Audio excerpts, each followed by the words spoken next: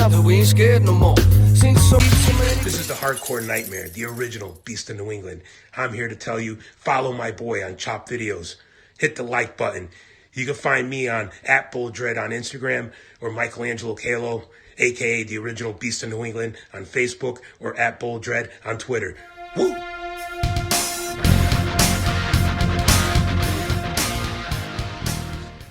Remember those? Yeah.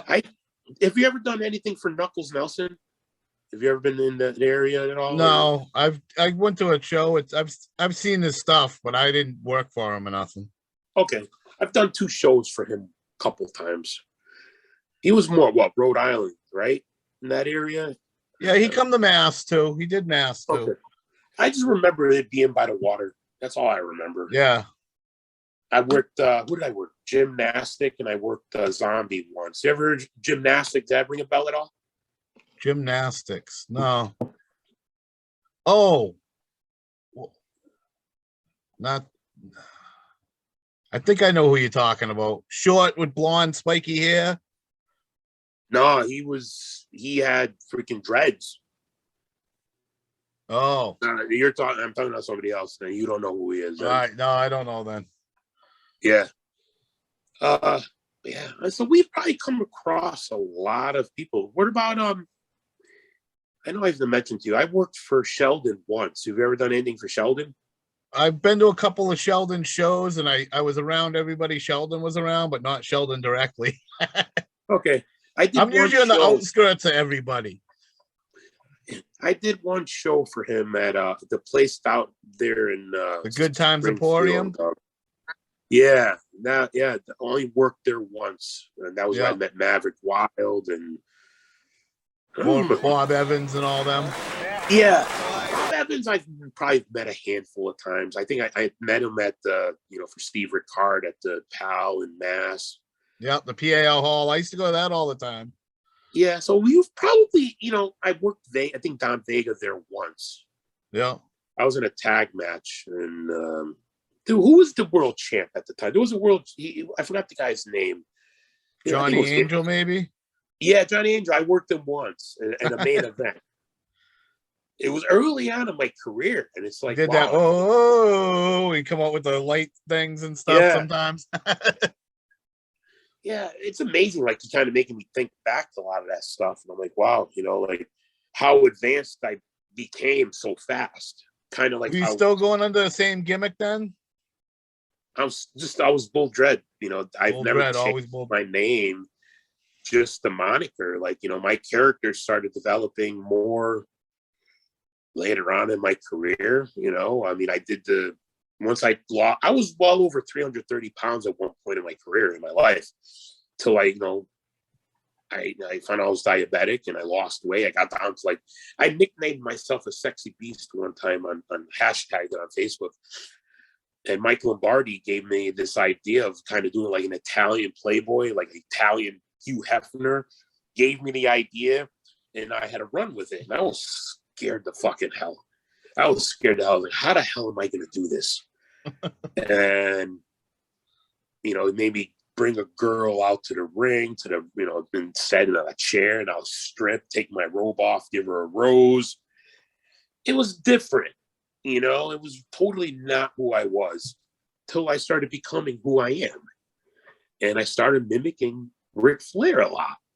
So I started kind of doing everything that he did. I would do the strut, the woo, just hear things here and there, incorporate the gimmick. And then I started kind of going backwards again. The rest of the school closed. I wasn't in the ring as much.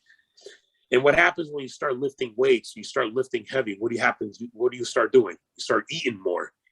So, you lose out that 2-3 hours of cardio that you would get in, to being in the ring. And you kind of, it's hard to make that up. And next thing you know, you're eating more and you're getting fat again. So I got up to 290. I started doing my fasting. But the point I'm trying to make is the sexy beast gimmick brought out who I am. I started being myself. And a lot of people come up to me and ask me, like, they can't tell me from my character. Now, the sexy beast Bull Dread and the beast Bull Dread, to me, is one person. Like I am that person, you know, and if there's anything if you can get from my gimmick and who I am as a person is my passion, you know, my love for life, passion for wrestling, just, you know, and just, I have a story that goes along with it. You know, when you think of the word beast, what's the first thing that comes to your mind? Honestly, my Halloween costume my mother made me, because we All were right. So so when a little different than most. yeah. So when you hear the word beast, people define it, I would say, more of somebody like a physical specimen, like Yeah, Brock like a Lesnar, beast. a fucking monster. To me, when they announce, you know, when I could describe, I define the beast. I define it as, I could tell you and trace back to my family heritage of passion, hard work, you know, dedication, you know, something you achieve. The harder you got to work to stay there. You know, I look back and that's, to me, that's beast mode. You know, it's like, to me, it's love and passion. Yeah. That, to me, that's what the definition of what the beast is. Then, you know, one day I nicknamed myself the original Beast of New England in a promo. I'm like, oh, because I got, you know, one time a photographer for Northeast Wrestling, his name was Tim Walker, and he goes to me, one of the best big men in New England at the time. This is, I don't know, early 2010, maybe 2008, 2009, 2010. That's 12 years ago. So it's like, damn, and there weren't that many big men at the time. You know, they were all skinny guys. And I was like, oh, the original Beast of New England. Hashtag now original Beast of Connecticut, you know, King of the Beast. It's weird how, like, you just kind of randomly say something and it sticks. It's like Austin 316. That, for me, that's what happens. My mind's a constant go all day. Promos, writing. I talk to myself. That's how I come up a lot of the shit that I say. I say it to myself. I'm like, oh, the original Beast of Connecticut, or King of Beasts. The hardcore nightmare. I was somebody nicknamed me through commentary. That's how I use that, and that's, I don't know. Somebody said to me today, he make fun of me, and he called me the original East of Connecticut, and I was like, don't be jealous that you don't have a gimmick. You know? What did you grow up watching? Like, My what, first WWF? Well, my father, you know, my father was watching wrestling, and, you know, we would watch Saturday, you know, WWF. Wrestling used to be on Saturday mornings. I mean, come on, you remember, you know, looking forward to you know, NWA and World Class on Saturday morning. You know, well, we had Saturday morning cartoons. We had wrestling. Well, we had cartoons too. That's my son. He's taller than me now. I'm 5'8". How the hell do I call myself a fucking beast? Half the guys I work now are bigger than me. You know, so I don't know. Anyway, so WCW, like, my fondest memories are the Horsemen. The Horsemen were my favorite. You know, and this goes back to storytelling. The days of, like, you know, somebody, you know, you're watching a match at the end of, you know, it's beginning to end, and one of my memories is Jerry, what's his name, Jimmy Valiant getting attacked by the Horsemen, and Tony Schiavone, we'll see you guys next week. You know, then you had to wait a week later, another week, just to see the ending. That's what's missing. You know, that's what's missing. The excitement, the suspense. That's what's missing in wrestling today. But that's what I grew up on.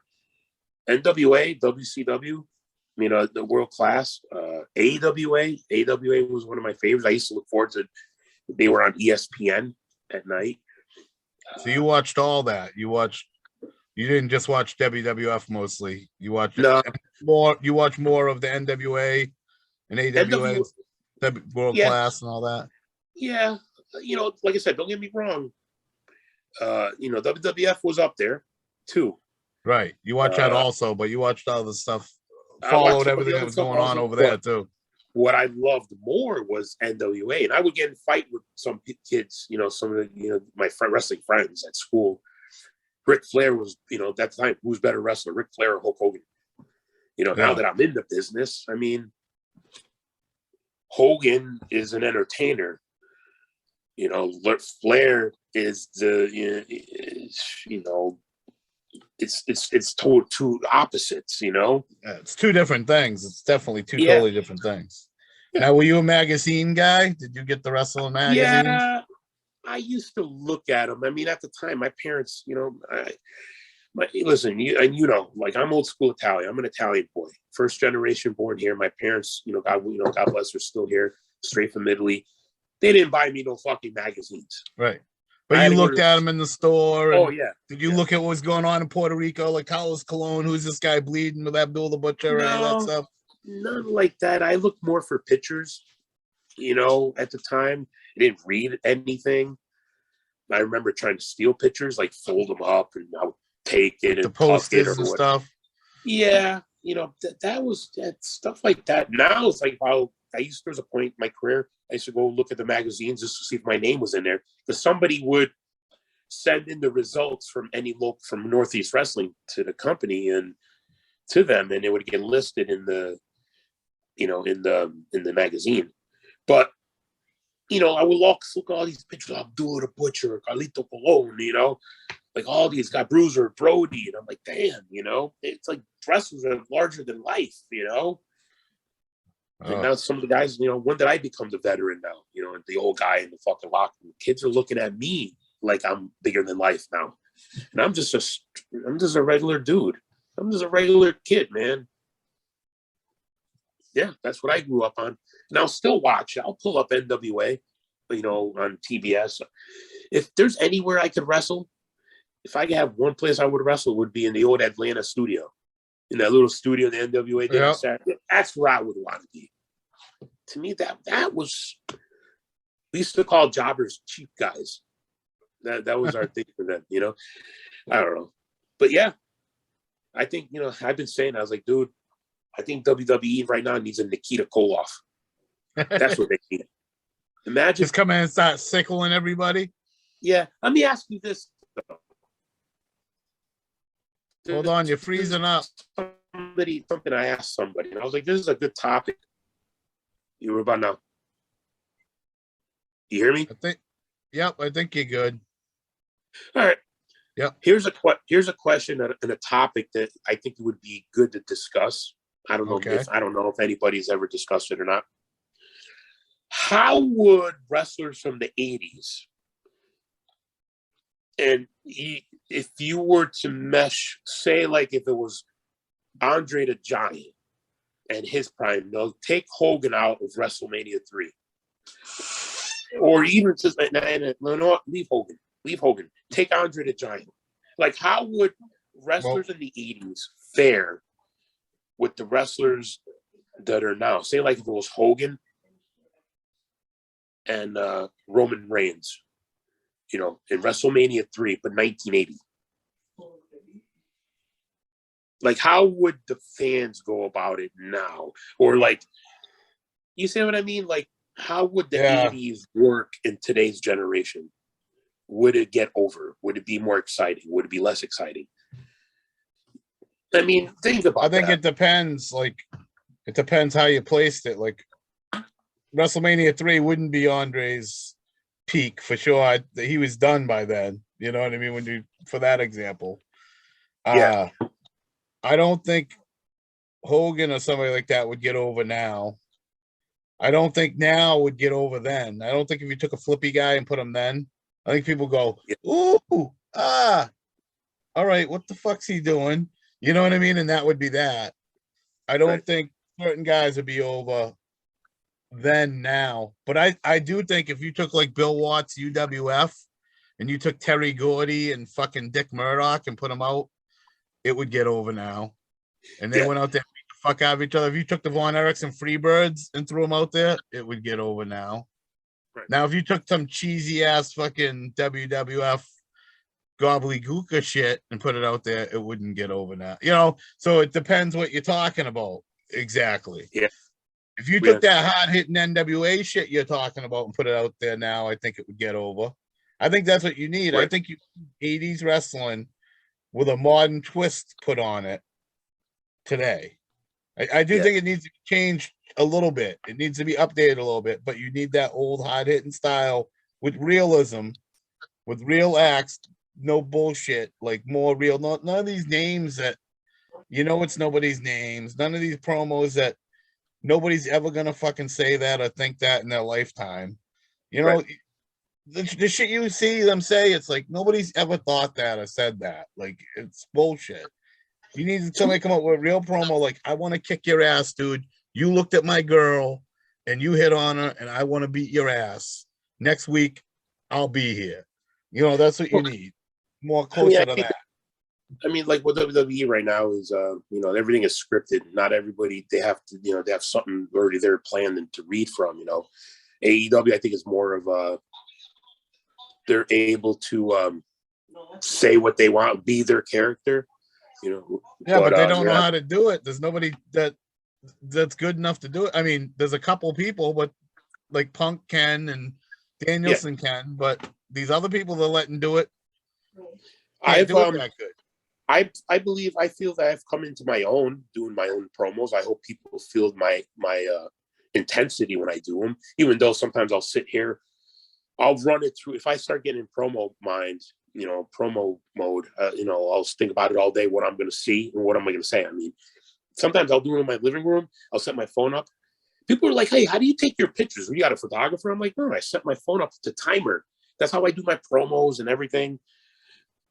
I did a promo for my upcoming match, and I did it like fucking 20 times, because I kept messing up, But sometimes when you're in front of a crowd and you get the mic in front of you, it's like, I don't know, maybe I shouldn't jinx myself, but it's like what you had a hard time saying in the promo, you have an easy time doing in front of fans. Weird. But I tell the guys, even guys on upcoming shows, I'm like, listen, where are you guys' promos? Why aren't you guys doing promos? You have the best tool out there, which is social media. Promote the fucking show in your match. It's like, right. Even if you're not on the show, you don't even know what the hell you're doing. Do a promo to promote the show. And I've done that, and people tell me, like you did, you asked me to do a promo. So I thought about, what am I going to say? I did it twice, and then that's what I sent you. It's even like the shit I'm doing. It's like, why wouldn't you want to put your shit on my thing? And why wouldn't you want me to, even the leagues, like, make a hype video for your shows coming up? Like, why wouldn't you want me to do that stuff? You know why? Yeah, because you don't know who's going to be watching it. You don't know who's going to come across it, especially being on YouTube and who's going to watch. Somebody's may watch your shit. Dude, Triple H, I don't know, maybe Tony Khan will come across it and see somebody. But even if it's fans, even if it's 10 fans that never would watch your show on your channel, watch it on mine and go to the show. Even if you get, you know what I mean? Put it this way. Even if it's 10 fans that visit your channel and you get new fans out of it, whatever. There's no negative that's going to come out of it. It's all positive. This is the exact, and this is full circle. I went from Northeast, which I was sitting on my ass. I was afraid to, make the jump. I made one phone call, got me on the next show at Paradise Alley.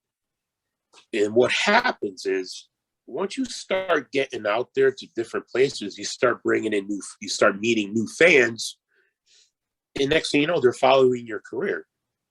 It's the same thing with what you're doing is you're going to put me out there now that you did an interview with me and put my name out there and this and that. Somebody's going to fucking click my name and go like, oh, I remember him. Or, oh, I've heard of this guy. Or, wow, I like him. I've never heard of him.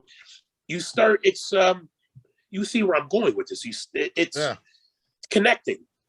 It's the same thing what you're doing. It's the same thing what the guys doing. It's like, shoot your fucking promo because you don't know who's going to be watching it. Right. I mean, get yourself out there, self-promotion.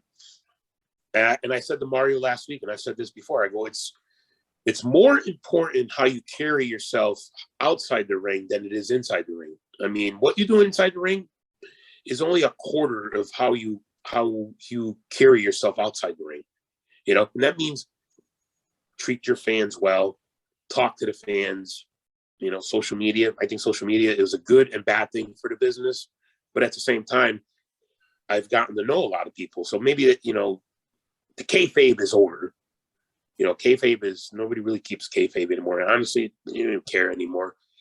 You know, Vince McMahon and WWE does it, so who the fuck cares anymore? You And don't need kayfabe, but like I said, you could still get that one little. Wait a minute, are they serious? Are they? You could still get that one little doubt.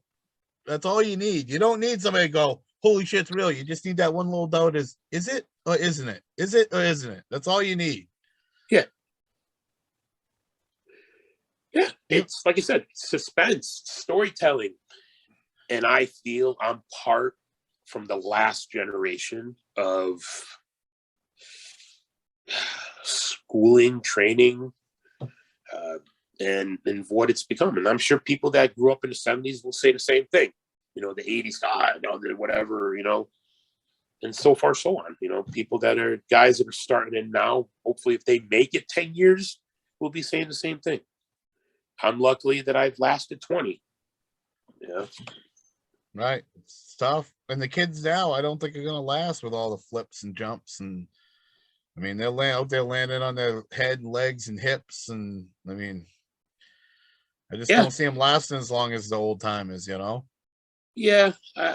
You know, I guess, like I say, I'm lucky. I mean, I work 2 shows a month now, maybe 3. Depends. Now that it's summertime, you know, I'm getting myself out there again. Have you done anything for, what about Trooper? Have you met, Trooper, right? Trooper Gilmore? I know him. I talked to him online. I used to go to shows. He used to be on a lot of shows, but I don't know him well. I've been to shows he's been on. I've been backstage. He's been back there, but I'd never really know a personally. I started working for him last year, and I'm actually going back this Saturday in Putnam, Connecticut. It's up by Yukon, you know, where my daughter is, and it's nice to be back. You know, I couldn't make the last one of the ones he one of the last ones, and he asked me if I'm available April 16th, so I'm going up there in Taunton, Mass. Oh, you're doing Taunton? Yeah. April 16th. What's that for? It's for Trooper for New WW World Extreme or whatever it is. Yes. Yep. Oh, they're coming to Taunton. That's right near me. Yep. I'm going to be there. This first time I've ever worked in Taunton. I've never worked in Taunton before. I mean, I've been in Fall River. I've been in another place out in Mass. I mean, I've done Worcester. I'm going to be in Chicopee for April 9th for a new place that's starting up, you know, Bay State Championship Wrestling. And I told him, I was like, listen, you know, I told him I would like to be part of the company. And I was and I'm the vet in the company. And I was the first guy they announced for their tournament. And I actually said to him, I was like, listen, I saw him yesterday. I was like, listen, I'm not no superstar. I'm no, great worker. I just know how to work. And I offered him my assistance. I was like, listen, if there's any guys that want me to watch their match and critique, I'll be happy to do that. You know, that's what I'd love to do. I'm giving back to the business now. I feel that my life is, at one point the business was my life. Now I feel my life is bigger than the business. So I want to give back because there's going to come a time where I'm not going to be part of it anymore. And now's the time. And I'll pull guys aside and I'll watch their match and I'll give them some advice, and that's what I love to do now. Right. And he used to work a lot of Anthony's shows when I used to go to him, and NWA New England. He used to work a lot. So I used to go to their shows. So he'd be on the shows when I was there, but I didn't know him well. Okay. Yeah. But I talked to him online because I asked him about using the footage from that league, and he said I could. He said I could make videos or whatever I want from him. He said, yeah, go ahead, whatever you want. So that's what you want, I mean, that's what you're helping him too, you guys right. That's how I look at it. But I like to ask and get permission. No, so they're not like, hey, what the fuck are you doing? That's being respectful. If you were to do that with Mike Lombardi in Northeast Wrestling, he'd be fucking shoot you down. No. Right. I had a couple people ask me to take their footage down. I'm like, oh, all right, I'm helping promote you, but all right.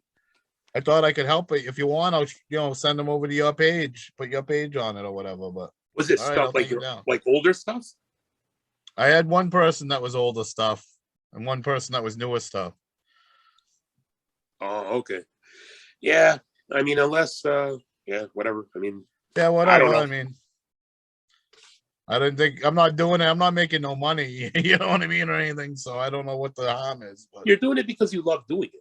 This right, is stuff that you love to do. You and know. helping people out, and the older Yeah. stuff And, I'm using mostly for tribute. So it ain't something like that. You know. I mean, yeah, but like we're doing, it's like now, we know each other, and we from here on in, we're gonna have a great friendship because we have a common goal. We have a common love. Yeah. I mean, And I plan on doing a lot of stuff beyond this, other stuff, interviews, Yeah. little things and stuff. So I'm hoping to make friendships and connections with people so I can call people and say, hey, how about doing this? Or how about doing an hour of this or an hour of that? You know what I mean? Down the road with other things. Never got your real name. My name's Chopper. Is it? Yeah, well, I've been called Chopper since I was 6 days old, so that's the only name I know and go by. That's what my mother calls me, my grandmother, everybody in my family. So Okay. I mean, everybody calls me Kalo for my last name because there's there's like 10 mics where I work, but either they call me Kalo or do people call me Beast or Dread, in the business. Nobody knows my name is Mike. okay. But What do you want me to call you? you? Beast? Kalo? They call me Kalo for my last name, but I mean, if we're doing stuff like this, just call me Dread. Dread, okay. Yeah. Yeah, Chopper or Chop. That's what everybody Okay. calls me. That's what I've always been my whole life. If you called me my real name, I wouldn't answer. I was called my real name once. I wouldn't call it. First day of school every year, they called my real name. I wouldn't answer. Finally, I go, oh, they go, you don't know your real name? I go, I've never been called it, ever. Yeah, my ex-wife will tell you a story about we were at a show, very young when my kids were young, Mike didn't turn around. Kalo didn't turn around. Dread, I turned around. Yeah, but I could say that the business did take over my life at one point. I mean, you ever hear that expression when you're home, but your mind's somewhere else? Yeah. That's happened to me, and I admit that, it does take over your life. Because you want to make it, I mean, that you wanted to make it. And our goal in anything we do in our life, you want to make it. Like my goal is to make it to WWE, and I was afraid of success. And if I had put myself out there more, taking more chances, maybe it would happen. But that means time away from my family, time away from my kids. I would have to leave my job. In order to really make it, bro, now it's not that hard to make it, but rewind to 10, 15 years ago, you see how it was. It's like there was really not that much out there. You would have to leave everything behind and live, breathe, and live in your fucking car, and not have no money, and this is all you had to do to make it. I wasn't willing to do that. Right. Who was your favorite growing up? I think I answered. I think I already told you. Flair? Fuck yeah. I have a lot though. I mean, what was your favorite feud? Did you have like a favorite feud? Would it be Flair Steamboat or Flair Macho Man? Macho Man? I would say there was anything that was in the NWA. Just any. There was everything that was happening in the NWA. Flair, anything that Dusty, involved the Horde. any of that stuff. Yeah, especially when they were attacking Dusty and anything with the Horsemen. That stuff was just so good. Especially when they attacked Ricky Morton. They made him when he filed his face. Do you remember? Yeah. He actually took a file to his face backstage to make that real. Do you know that? Yeah, oh my God. That I didn't know. Grinded his face in the mat, and then he went backstage and took a file, sandpaper, to his face. So when he did TV the next day, his face was all worn off. See, can you imagine? That's what they used to do back in the day. Yeah. So, because it was exciting. I mean, as a kid, I mean, that's what brought us to the end of the piece. Yeah. That's what I'm saying. I mean, did you watch UWF? Only when I watched it later, more later when Sting was in there, right? When they started doing stuff interaction with WCW and NWA at the time. When they merged. Yeah. That's when it started becoming more like who UWF was. I think that was the biggest dropped ball in wrestling history, that merger. Yeah, I That mean, could have been so big. That was bigger than when WCW merged with WWF, man. UWF and WC and NWA merger. That could have been the original takeover or whatever, the original NWO or whatever that could have been. You know what I mean? Back in the day. yeah, yeah. I mean, I remember, like I said, vaguely remember. I didn't start following it until later on what UWF was. Yeah. It was good. I remember that hot stuff. Eddie Watch that Gilbert, stuff now. If you ever get bored, go back and watch Mid South. I'm wearing the shirt actually. Mid South Mid Wrestling. South. Yeah, I watch thought Mid about South when it turns over to UWF. That stuff is so good with Terry Gordy as champ and stuff. So good. I thought about buying. I remember seeing the CDs, but I never bought the DVDs. I never bought them. I have the set. It's so Yeah. good, man. Oh my god. You ever- You like hard hitting, bloody, like world class type wrestling? Oh, that's probably the best out there. There was another DVD set that came out. The High Spots had. It was the Crockett years, but it Yeah. was so expensive. Like I didn't want to buy it, but like It's all on YouTube. Look it up on YouTube. yeah, well, that's what That I'm gonna do. UWF set's on YouTube. Is it? Yeah. I'm gonna. You Have can to, look I'm it gonna up have from to- volume 1 on. It's like 52 volumes or something. I'm gonna have to. I'm really gonna have to check it out now. Now that Yeah, I when know, you're bored, you can watch it and pause it and pick it back up where you left off. Thank you. you got company. No, just her bringing me some drink and food if I get hungry. Yeah, it's getting late. How long have we been on? I don't know. It's almost 9. What time we start? 8? An hour. That ain't bad. Oh no, yeah, it ain't bad. I mean, yeah. Don't worry about it. She's just like here for if you get hungry, nibble on this. That's what she does. I do it all the time. It's a normal thing. You know, just by seeing you, you remind me of seeing with your hat and your glasses. You remind me of Hugh Morris. Have you ever gotten that? No, I used to get night hot, but I cut my beard off. I used to have like a long goatee. Yeah. It used to come to a point, and I just cut it off like a month ago.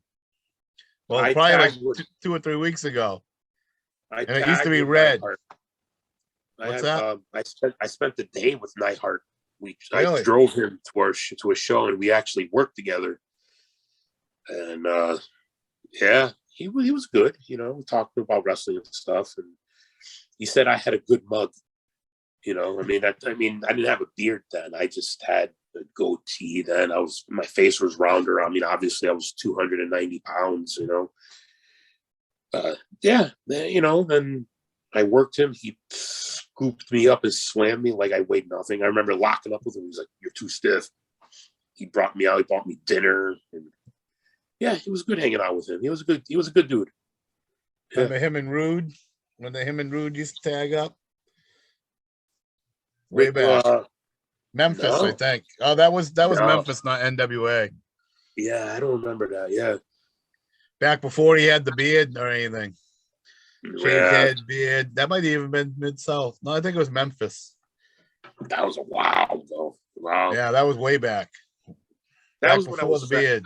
That's when I was working with Northeast, and like we had the pleasure of like, hey, can you go pick up this dude at the airport? And I picked up Jerry Lawler, hung out with him for a day. How was that? He was good to talk to. We talked a lot, you know, not just wrestling, you know. It was a good thing I had my friend Vince with me because he was the ring announcer, because I don't know if I would have lasted to me and Jerry Lawler by ourselves. He just seems like he'd be like such a character just to talk to. Yeah, he was fun. But then I had to bring him back to the airport that night. And yeah, you know, then when I traded in my SUV, I only got like $200 for it. I was like, damn, I should have had fucking Lawler autograph it. Maybe I would have gotten more for it. You know? Lawler, man, he's beating everybody in the business. I mean, does he even still work? I mean, does he even still do anything? He still does something. I think he still does autograph sessions. I don't think he still works. He shouldn't. If he like died, didn't he? Yeah. Well, I mean, that's Jerry Lawler. I'm sure. I wonder what his booking fee is. Oh, who knows? Lawler, I mean, he's kind of ruined his reputation, but back in the day, he was He beat everybody. What a great worker, man. What a punch he has. Yeah. He was a great entertainer, you know, and a good worker. But I got to tag with him once, and he was my surprise partner just during my Sexy Beast era. And then I actually got to dance with the Godfather after in the ring. Then Great Khali came down and The freaking Soul took care of Taker. me. Yeah. You remember when he was a Soul Taker? No, I don't remember. No, in World Class. I don't vaguely remember. I only remember his Papa Shango. Oh yeah, I before WWF, he was a Soul Taker. He had like a reverse mohawk. See, like now if I go look, I'm probably gonna remember. Oh, now I remember. You know. Yeah, he had like a double mohawk type thing, and I don't know. He was like the Soul Taker. He jumped Kerry Von Erich and stuff. He like beat Kerry. This was like later World Class, like '88 or something. This is when they were on ESPN. Like, was this before it became? Before they became USA or USWA? USWA, yeah. Yeah, this is like right around that time when they were doing the changeover, right before they become USWA. Oh. Maybe, yeah, like right before, like that year they became USWA, like right before it. See, like I didn't know till years later. Years later, I was like, oh, that's what happened. I was like, where's this USWA? Who the fuck is this? Yeah, it was the old WCC, the World Class. I didn't know. You know, Jerry Jarrett bought him. Yeah, I mean, at that time, it's like, you know, he started working, and you know, I started working at a young age, and you know, love for wrestling was always there. And I still watched it. There was a time where I wanted to be a basketball player. Then I was too fat and Italian to do that. So you know, but do you remember when what was the Survivor Series? Wasn't it on a Wednesday night? Like, wasn't it on like the night before? It used to be on Thanksgiving night, and then I think they moved it to the night before. Yeah, but originally it was on Thanksgiving night. Yeah, see, this shit, like, they don't do that. Yeah, you know, stuff like that. Do you remember the first Royal Rumble was on live on USA? Yeah. Yep. Yeah, I mean, I remember the first King of the Ring. I went to the first King of the Ring. It was a house show in Foxborough. Wow. I went to it live. It was a house show. Don Morocco won. He was the real first King of the Ring. Wow. I haven't met. There was two of them in Foxborough before they went on pay-per-view. That they don't. They pretend like they didn't happen. You know. Just like the ladder matches, like with Shawn and Razor. Like, I didn't know till years later that they did the ladder match. Well, a friend of mine just told me the other day that they did one in Torrington. Somebody else said they did one at Bristol High. I was like, well, so they just to try it out in house shows. Yeah. So, well, and they took it from Brett because Brett did one up in Calgary before that. That's where they got it from. See, that I didn't know. Yeah, Brett did it up in Calgary Stampede. He was doing them up there with Dynamite Kid, and they seen that, and that's where they stole it from. And then they took it down here and they did it on a couple of host shows to practice it, and then they did it at the pay-per-view. Well, see, it's things I'm learning tonight that I did not know about. You know? Yeah, it's crazy. Yeah, there's always more to learn. Always, every day I tell the guys. I told one of the guys today, Lucas Chase. I was like, listen, it's like, I don't know if you know who he is. I'm working him next week, and I'm tagging with Slick Wagner Brown next week. Oh, are you? Yeah. He did a promo for me. Tell him I said, what's up? I will. And you ever hear of Dan the Man? Does that ring a bell at all? Dan the Man. A little bit. Okay. Yeah, but you hear that a lot. I don't know if I'm confusing it or if I know who that is. I'd have to see him. You know, he's tagged with Lucas Chase. And Lucas Chase, you know, like I said, he's doing a lot of stuff with AEW. He trained with Dustin Rhodes and at the academy. And I told him today, I was like, dude, you're the future of this business. I was like, you know, I hope we'll talk, and, you know, I'll learn from you. Maybe something I'll learn from you while we're working. And I'm sure it's like I kind of took him aside and critiqued him. Hopefully he'll learn something from me. You're forever learning in this business. And I've learned that. You know, no matter inside and outside the ring. Oh, yeah. Yeah, you can never stop learning. There's too much. Yeah. Well, that's cool. Well, I'm getting tired. Yeah, you look at. We had a great chat though. Yeah. And we can always chat about more another time if you're up for it. Yeah, I'm always up for it. I'm always up for it. I just got home from work and I'm just freaking I'm starting to feel it, You look tired. Yeah. But We when it comes to wrestling and talking stuff like this and, talking to another fellow brother, it's awesome. I mean, right. Especially with somebody that's been around, and you can actually talk about the stuff we can talk about. You can talk about World Class or NWA or some, stuff outside the box, not the norm. Yeah. That's why I like doing these too. We talk about life, Right. You do watch a lot of the Dark Side of the Rings at all? Yeah, I did. Yeah, I watched them all. Well, I said not too long ago, I was like, well, why don't they do a Dark Side of the Ring on the part of the business where guys who actually do this, on the independent scene and still work a full-time job, take care of their families, the parenting, being a father or being a mother, that type of life, do something about that. But that's more, I guess more of an independent documentary type thing, and I feel like if I would have a documentary do on me, I have a story to tell. I've been through the struggles, divorce, being a father and, working full time, going to work in pain, working a show in pain. I've done it and I've succeeded. Yeah. Or the dark side where it's the dark side, but then they make it through. Yeah. You know what I mean? At the end. Yeah. I want to meet my little man. Well, he ain't little. He's 14, bigger than me. Yeah. Little man. He's tired and he's been sleeping when I got home.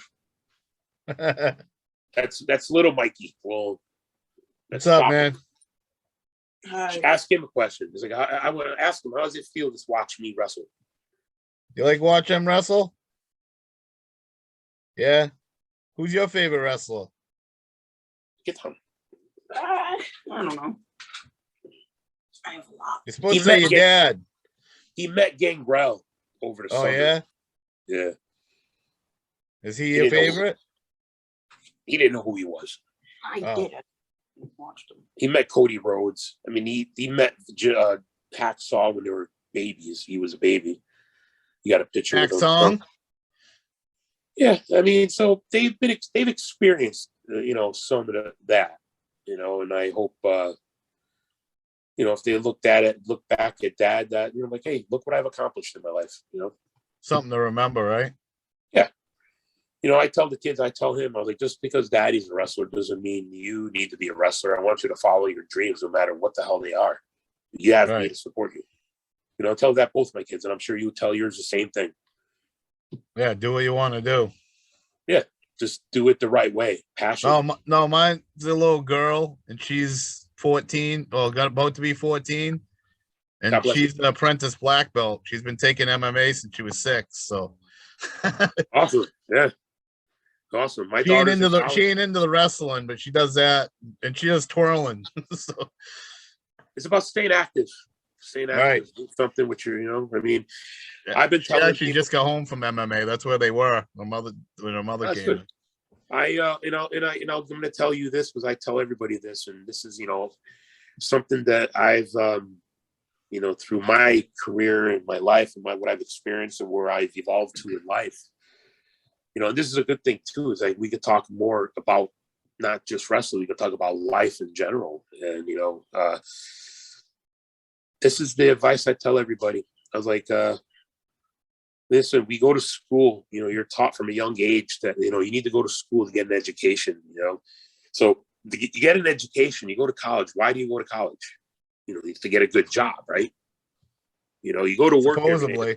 Yeah, to get a good job so you can make a living. You go to work every day to make a living. You got to support yourself and your family, buy things, whatever. That's normal. That's all. Everything is normalized. That's your normal life. What else do you do with your life? Take all the norm out. What else? What do you have left? What do you do with your life?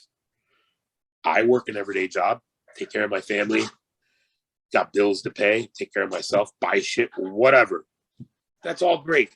take that out. What do I have left? What do I do with my life? What did I do in my life? I became a professional wrestler. I've become young kids' role models.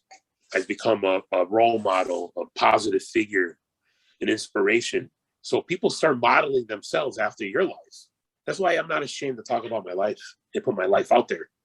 Because in order to inspire, you got to relate. That's the only way you're going to bring change to this world, is that you got to be different. I'm different because I can walk in a crowd and I don't blend in. I stand out. So if there's any advice you could take from that tonight, stand out, don't blend in. Be unique, be different. Yeah. You know, I mean, listen, I didn't make it to WWE, make millions and trillions of dollars. I'm not a superstar, but you know what? I'm doing what I love. So I'm successful. Right. You're happy, you're successful, and that's more what it's about, how you feel, not what you got. Yeah. We talk about what we love, you know? Right. All right, man.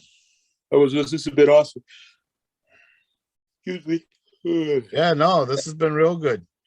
Yep. We were just going to talk about balls, and we got a lot of extra bonus stuff to go with it. Well, I told you.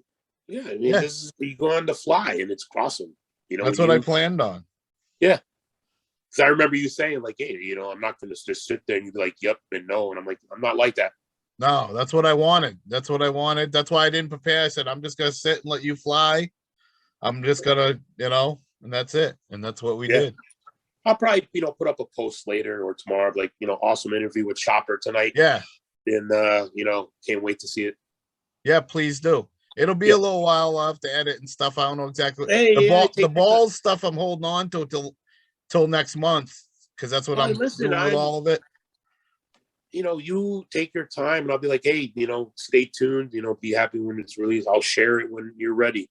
Right. All right, cool. Because that's what I'm trying to get all together for the anniversary. You know, next month is his birthday and when he passed. So that's what I'm doing it all for. Yeah, awesome. I mean, if there's anybody else, you know, we talked about New Jack. If there's anybody else that you happen to, you know, already talked about flares. Top of my head. I'm going blank now. I'm fucking tired. I'm sure there'll be other stuff. I got so many projects and stuff I want to do and going on. I mean, I even in the future think I want to do like watch alongs and stuff like that. Maybe even like critique matches or something like that. Or I don't know. I want to do a bunch of stuff in the future. So, and I just want to have connections with different people so I can pull different people in. Eventually, maybe I'll even do like a podcast type thing. Who knows? Yeah, that'll be awesome. I mean, hopefully one day, you know, hey, if you could get to meet you in Taunton, let me know. Right. I'll see what's up with that show and stuff, because that's at least close to me. I can't travel no more with my back, so yeah, I can't even. If I go, I don't even know if I'd stay for a full show. But I haven't been to a show in, like I said, since 2004. So people keep trying to get me to go, but. Hey, listen, you do what's best for you. It's all about self-care, man. You know, I'm getting closer and closer to thinking about it. So that's more than a month ago. I was like, nope, I'm not going to no shows. Now I'm like, I don't know. Yeah, listen, once you get that itch, it ain't going to go away. Right. Yep. It's getting less, you know. I'm getting a little rub. It ain't an itch yet, but I'm getting the rub on my arm. All right, man. Brother. Thank you a lot. Awesome. Thank you. Thank you very much. We'll talk again soon. All right. Peace out. Later, man. You, man. Much love and respect.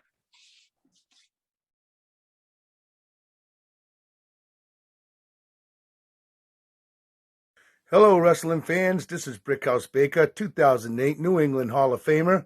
I need you people to do me a favor. I need you to go to Chops Video and subscribe to his YouTube channel. Again, that's Chops Videos. Go check this out, because this guy's got some really good stuff from back in the day. Peace out. I am the Underground King, SWB, New England Hall of Famer, Test of Strength founder and head coach. Looking for classic wrestling videos featuring New England Hall of Famers and legends? Check out Chops Videos on YouTube.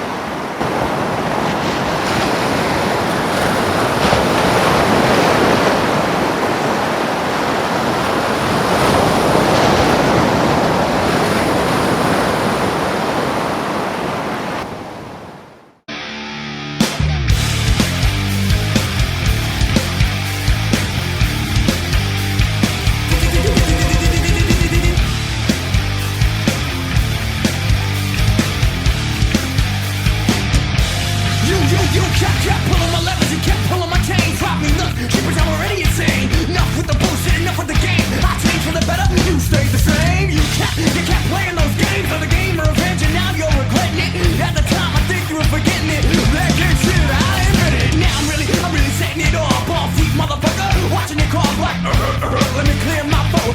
You realize I ain't no joke. I was running to you back in the day like Bill Cosby. Hey, hey, hey, no denying you've been crying to me. No denying you're fucking lying to me. Shit, there ain't no denying you're a fucking liar. You lie, why did you lie to me? Yeah, there ain't no denying you've been fucking lying. You lie, why did you lie to me? Why did you lie? Why did you lie? Gotta know why, gotta know why, gotta know why you lied to me. Oh yeah, yeah, yeah, yeah, yeah. Well, all this picking and all this choosing, this is not confusing. All I know is I'm not losing, not winning. I'm just beginning to find out all about you. This is the mandate, Omega. Stay back, relax, and listen on. It's of my career in professional wrestling, and remember to subscribe to Chop's videos on YouTube. Hit the bell notification so that you don't miss other interviews. Y guste o no te guste, esa es la que es. The Puerto Rican Punisher Baby, telling you to check out Chop's videos on YouTube. He's got the best collection of classics in New England wrestling and professional wrestling in general. So go ahead, subscribe, give him a follow, give him a like, and hit the bell notification so that you get the latest videos when they drop. Y no te olvides, que guste o no te guste, Chop Videos, esa es la que hay.